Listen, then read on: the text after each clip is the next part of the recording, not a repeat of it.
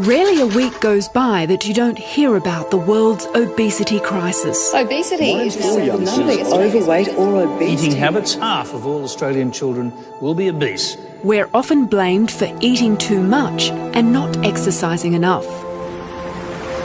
But some of the world's top experts refute this stereotype. Did all of a sudden the entire world just become a bunch of gluttons and sloths? All at the same time? I mean, get real. In only a few decades, there are now more obese people on the planet than undernourished. When you have this kind of dramatic increase in obesity and diabetes rates, something in the environment is causing it. Experts are pointing to a new dietary villain that's making us fat and sick. The obvious suspect at the moment is sugar. Sugar is driving all of the chronic metabolic diseases that we know about today. There is a myopic focus on reducing fat consumption at the expense of not considering what the sugar component is. Why is sugar so toxic to our health? This is the bitter truth behind our sweet obsession with sugar.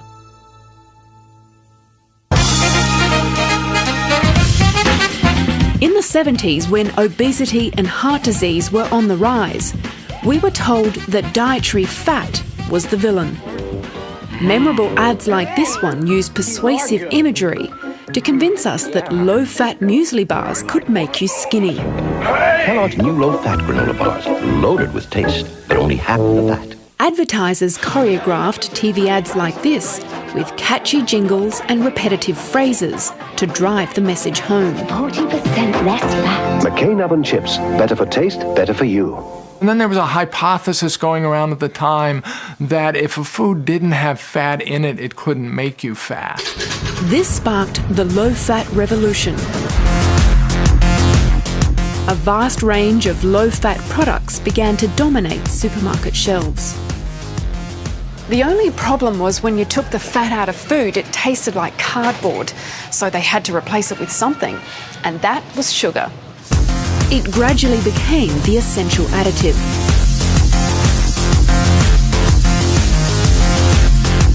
So now you have a product that's lower fat, lower saturated fat, and it's got a lot more sugar than it ever had. Whole fat mayo, for example, has just over 2% sugar. The low-fat version has 6 times more. My pet hate in terms of low-fat food is low-fat yogurt that's high in sugar.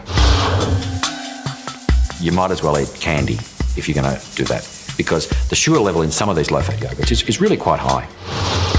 Adding sugar is how the food industry engineers temptation. Now the food tastes great. In fact, it tastes so great we can't put it down. This is a win-win for the food industry. They complied with the arguments of the 1980s. They've gotten us to eat more, and they are making money hand over fist. The problem is, they're doing it at our expense, and we're losing our health.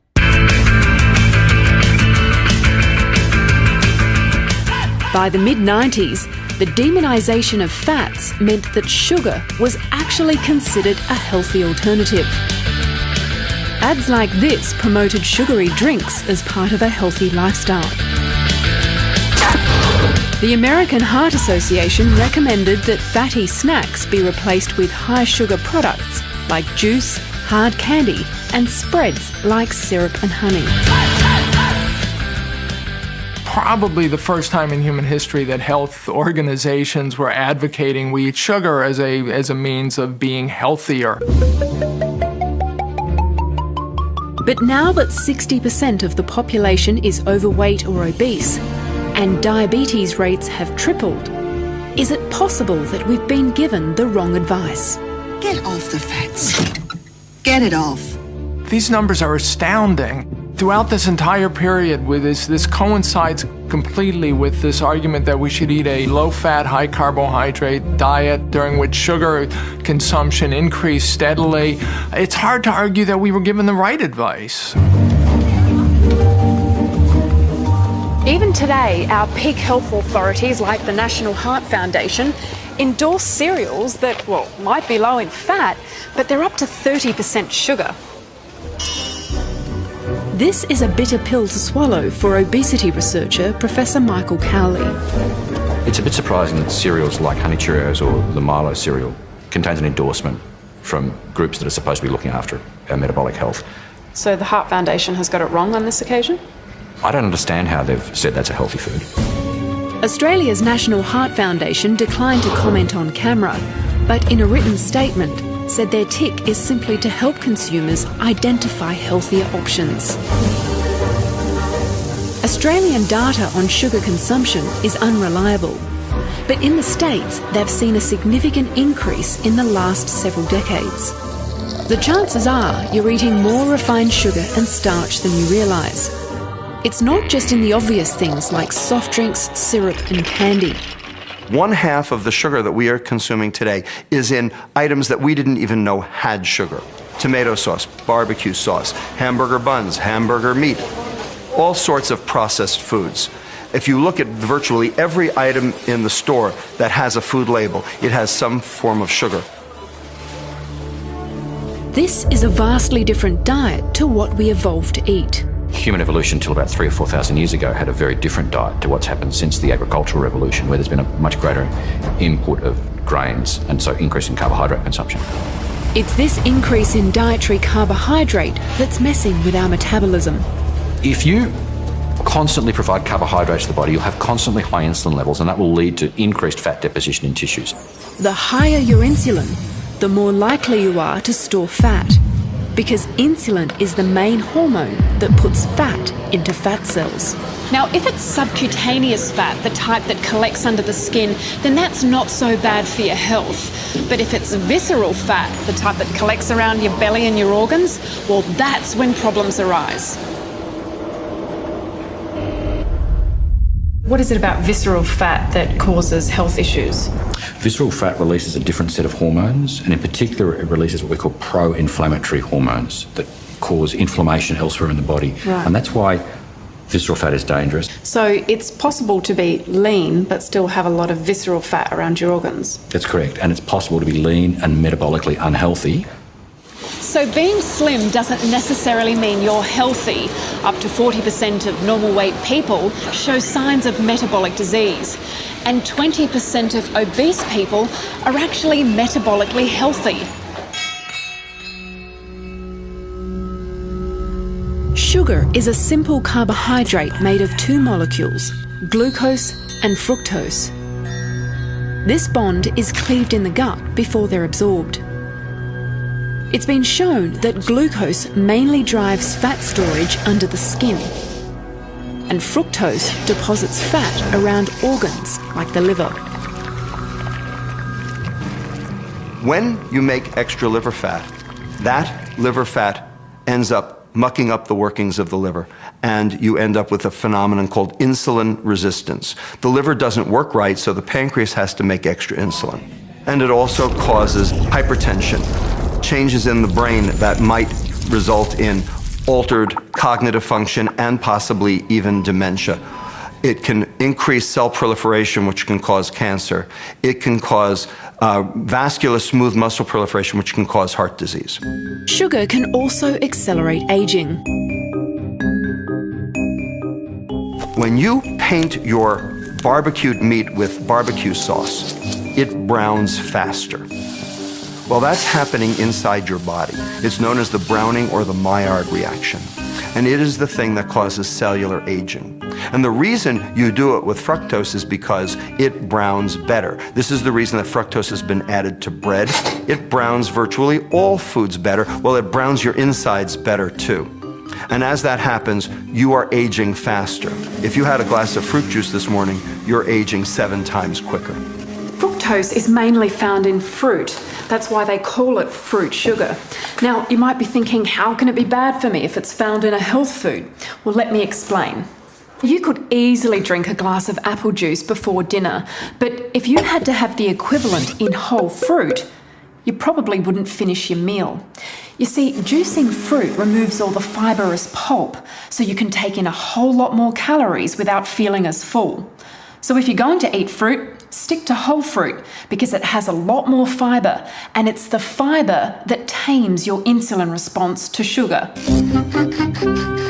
Chronically high levels of fructose is not only toxic to your liver, it messes with the hormones that control appetite. There is a hormone in your stomach called ghrelin, which is the hunger hormone. When your stomach is empty, ghrelin goes up, tells your brain, hey, time to eat. Then you eat, ghrelin goes down, and so hunger goes away. But when you consume sugar, fructose does not get registered by the brain as you having eaten. Ghrelin doesn't change. You stay hungry. And it's not just sugar that can promote weight gain. Refined starches, another type of carbohydrate, can have similar effects. And there's no law requiring manufacturers to declare these on food labels. Aren't they supposed to regulate our food? Aren't they supposed to regulate what they can put in food? Professor Lustig says for too long there's been the perception that fat people have no one to blame but themselves. You go to a doctor, you go to a nutritionist, you say, Doc, I don't get it. Every time I stand on the scale, I weigh more and I don't feel so good. What's going on with me? Why am I fat? And the doctor looks at your behaviors and says, well, I know why you're fat. You're a glutton and a sloth. You eat too much, you exercise too little. Obesity is often seen as a character flaw, that person's inability to exercise willpower and eat in moderation like thin people. I also take care of obese 6-month-olds. They don't diet and exercise. I also take care of obese newborns. Yes, newborns. Do you want to blame them for their obesity at age 6 months? Now, of course, overeating and being sedentary can make you gain weight. But Professor Lustig says this can't fully explain the sudden escalation in obesity across the globe. It has to be something within our environment, and it's likely to be the change in the composition of our diet. Our fat consumption has stayed exactly the same over the last 30 years. And look at the disaster that has befallen us. And that is because our consumption of dietary carbohydrate has gone through the roof. Anything that drives insulin up will drive weight gain. I don't believe in blame. I believe that they are victims, not perpetrators. Most dietitians will tell you to watch your calories because it's all about energy balance. Calories in versus calories out. But it's not actually that simple. We're biological systems, so we metabolize different calories in different ways. Calories in, calories out is how we got into this mess. It depends on where those calories come from. It depends on what those calories are. It depends on how those calories are metabolized as to whether or not they will cause weight gain. When you burn protein for energy, it takes twice as much energy to metabolize that protein into energy as for carbohydrate. It's known as the thermic effect of food. Those calories are not recoupable. So you actually burn more energy metabolizing protein than you do carbohydrate. So the net effect of eating a calorie from carbs versus a calorie from protein is actually quite different. That's why our experts say not all calories are equal. Gary Taubes says starving yourself to lose weight just doesn't work. When you do starve people, for whatever reason, they respond by lacking energy, their metabolism slows down. You think about food constantly, exactly the opposite of what you want if you want to cure obesity. Most people turn to exercise to shed those extra kilos. The studies show that exercise has virtually no effect on weight loss. One thing exercise does is it makes people hungry. Burning calories through vigorous exercise triggers hunger signals in your brain so that you eat to replace those calories. Your body knows it's losing vital energy stores, so it reacts by slowing down your metabolism to conserve that energy. This is thought to have helped us evolve as a species and to survive in times of famine. It's so hard to lose weight because we are metabolically programmed to return to where we were. We have a raft of hormones in our body that all drive to push us back to where we were. 97% of people who lose weight regain it within 5 years. That aside, exercise does have other health benefits that extend beyond weight loss. Dr. Lustig says minimising carbs from processed foods, the foods we've been told to eat most of for the last 30 years, weight loss should follow. When I get people off sugar and I get their insulin down, they all of a sudden feel more energy. They all of a sudden want to engage in physical activity. And that's part of why they lose weight. So the question is, which is driving the epidemic? The behaviors or the biochemistry? I would put it to you that the biochemistry always comes first. Professor Lustig says it's easy to fall into the trappings of sugary food because the more you eat, the more you want. MRI scans show that sugar triggers the same reward centres in the brain as nicotine, alcohol or cocaine.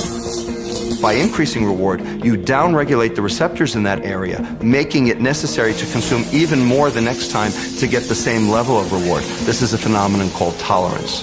And tolerance is the first step on the way to addiction. And so we have shown, and others have shown, that sugar has potential for abuse. He says sugar should be regulated like tobacco and alcohol. Both of those are toxic and addictive. And we regulate them and we keep them out of the hands of children. Well, sugar meets the same criteria of ubiquity, toxicity, abuse, and negative impact on society that tobacco and alcohol also achieve. There is still ongoing debate surrounding Professor Lustig's theories. Some nutritionists warn against demonising sugar in the same way we demonised fat in the 70s.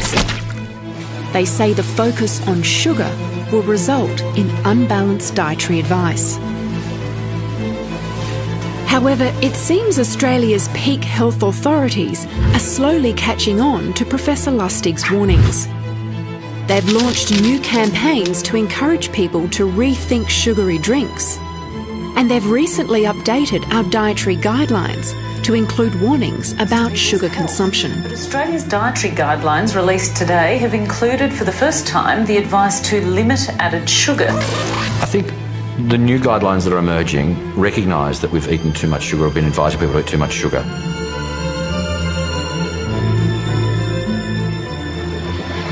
Until now, each generation has always had a longer lifespan than the previous, but it's been predicted this current generation won't.